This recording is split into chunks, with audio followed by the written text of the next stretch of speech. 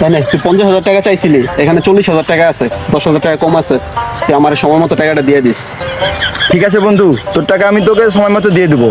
কিন্তু বন্ধু একটা সমস্যা তো বেঁধে গেল, আমার টাকা তো দরকার 50,000, সেখানে তো 40,000 টাকা হলো। 10,000 টাকা তো শর্ট।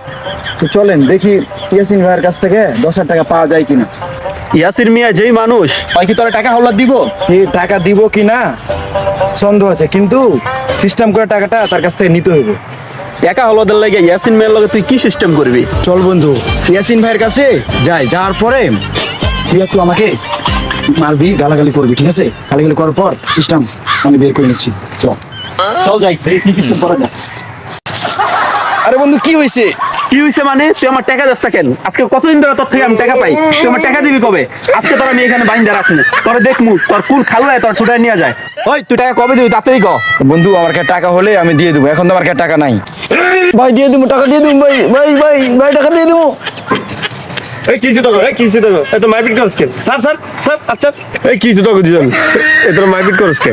ভাই আমার কাছে ওই 10,000 টাকা পাইবো, অনেকদিন ধরে টাকাটা দিতে পারছি না, এই জন্য আমাকে মারধর করছে। ভাই আমাকে 10,000 টাকা কিছুদিনের জন্য হালাত দেন না। হাই রে পোলা ভাই, 10,000 টাকা তোরে দারও দিব, আবার তুই দিয়া দিবি।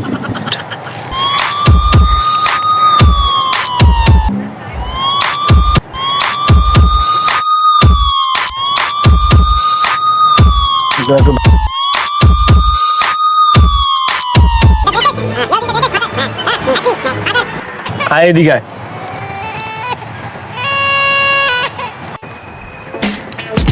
এই তোর টাকা।